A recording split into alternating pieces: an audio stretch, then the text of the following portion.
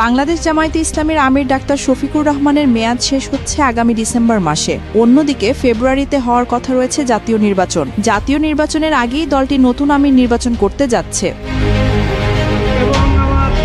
দলীয় গঠনতন্ত্র অনুযায়ী ৩ বছর পর পর অনুষ্ঠিত হয় আমির নির্বাচন। এবারও নির্দিষ্ট সময়ে সেই নির্বাচন প্রক্রিয়া শুরু হতে যাচ্ছে। জামায়াত সূত্র জানায়, নির্বাচনের আগে কেন্দ্রীয় মজলিসের শুরার সদস্যরা ৩ জনের একটি সম্ভাব্য আমির প্যানেল নির্ধারণ করেন। ওই প্যানেল থেকে যে কেউ নির্বাচিত হতে পারেন, তবে রুকনরা চাইলে এর বাইরের কাউকেও ভোট দিতে পারেন। যদিও দলটির নির্বাচনের রীতি অনুযায়ী সাধারণত ওই প্যানেল থেকে একজন নির্বাচিত হয়ে থাকেন।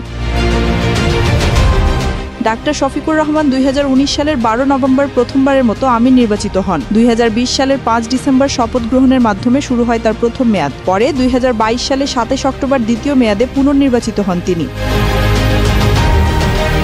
জানা গেছে, জামায়াতে ইসলামীর গঠনতন্ত্র অনুযায়ী ৩ বছর পর পর আমির নির্বাচন হয়। নির্বাচনী প্রক্রিয়া সাধারণত ভোট গ্রহণের ৩ মাস আগে থেকেই শুরু হয়। এবার ২০২৬ থেকে ২০২৮ সালের জন্য নতুন আমির নির্বাচিত হবেন।